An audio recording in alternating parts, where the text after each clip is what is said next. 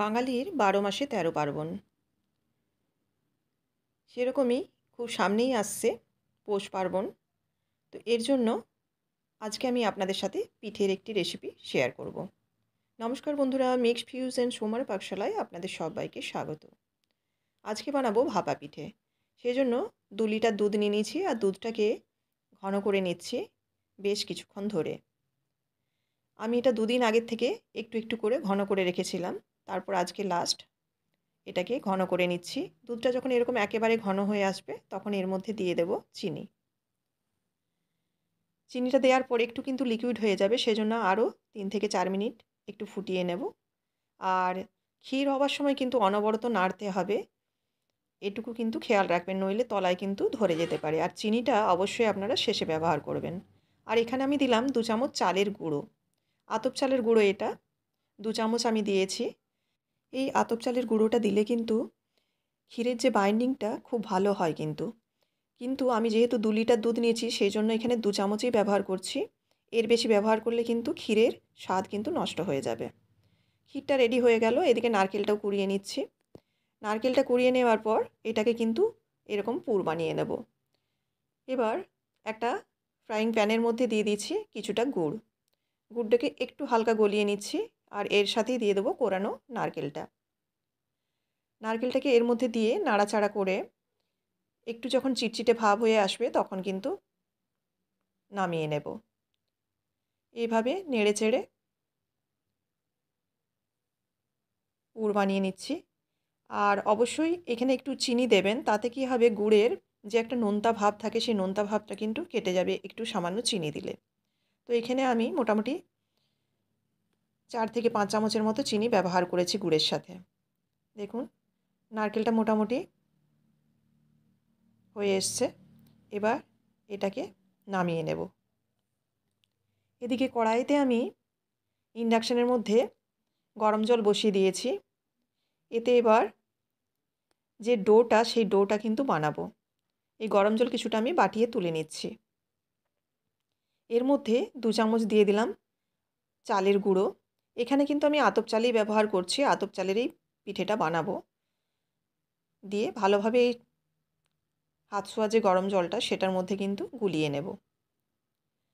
দিয়ে এই যে কড়াই জলটা যে ফুটছে এর মধ্যে দিয়ে দিচ্ছি একটু লবণ আর দিয়ে দিচ্ছি ২ চামচের মতো চিনি।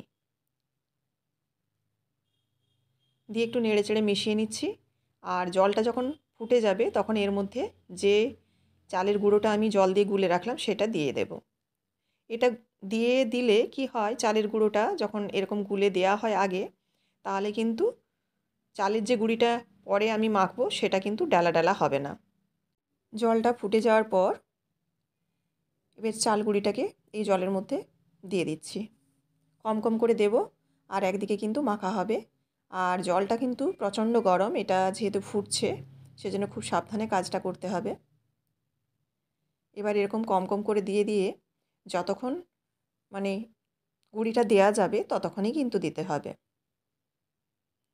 দেখুন ফুটছে কিন্তু। এখানে চালের গুঁড়োটাকে কিন্তু এরকম সেদ্ধ করে নিতে হবে। যেহেতু আতপ চালের গুঁড়ো সেজন্য এরকম সেদ্ধ করে নিলে পিঠেটা প্রচণ্ড রকম নরম হবে, একদম তুলতুলে নরম হবে। আর রসগোল্লার মতো একদম রসগোল্লা যেমন নরম হয় সেরকমই কিন্তু নরম হবে ঠান্ডা হয়ে যাওয়ার পরও। দেখুন এইভাবে যতটা গুঁড়ি লেগেছে আমি ঠিক জলটার মধ্যে ততটাই দিয়ে দিলাম।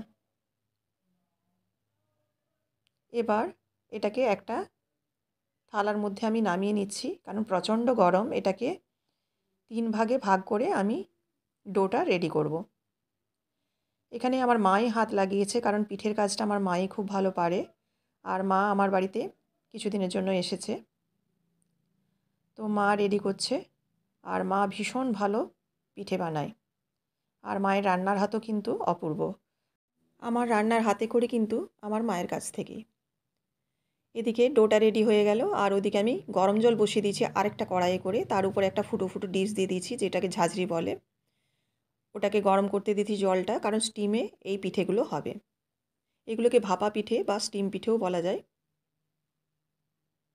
এবার দেখুন এরকম গোল বাটির মতো বানিয়ে নিলাম। বানিয়ে নিয়ে ভিতরে পুর দিয়ে এইভাবে আপনারা আপনাদের মতো করে শেপ বানিয়ে নেবেন। আমি এখানে এতটা ভালো শেপ পারি না, সেজন্য এটা আমি বানালাম, আর মাও কিছু বানিয়ে নিচ্ছে। আমি আজকে মায়ের হেল্পার হয়েছি, মাকে হেল্প করে দিচ্ছি শুধু, কিন্তু পুরো রেসিপিটাই কিন্তু মা আজকে রেডি করছে। এইভাবে কিন্তু প্রত্যেকটা পিঠেই রেডি করে নেব।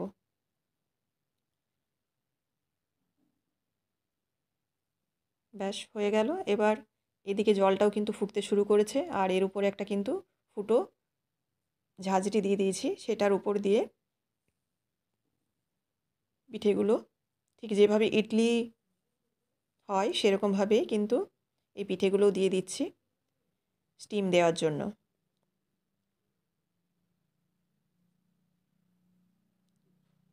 এবার এটা ঢাকা দিয়ে দেবো। আর যেহেতু চালের গুঁড়িটা খুব ভালোভাবে সেদ্ধ হয়ে আছে, সেজন্য খুব একটা কিন্তু বেশি টাইম লাগবে না সেদ্ধ হওয়ার জন্য। মোটামুটি 10 মিনিটের মতো রেখেছি, রেখে কিন্তু এটা নামিয়ে নেব।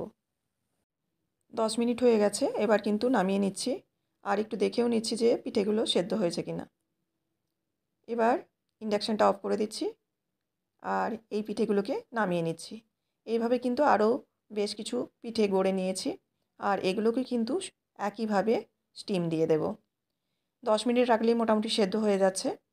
তো চালের গুঁড়িটা যেহেতু খুবই ভালো সেদ্ধ হয়েছে, সেজন্য 10 মিনিটের মধ্যে সেদ্ধ হয়ে গেল। এবার এটাকেও নামিয়ে নিলাম। ব্যাস রেডি হয়ে গেল পুলি পিঠে বা ভাপা পিঠে। এইভাবে কিন্তু আপনারা অবশ্যই বানাবেন, আর দেখবেন খুব কিন্তু নরম তুলতুলে হবে। রেসিপিটি যদি আপনাদের ভালো লেগে থাকে অবশ্যই লাইক, কমেন্ট এবং শেয়ার করবেন।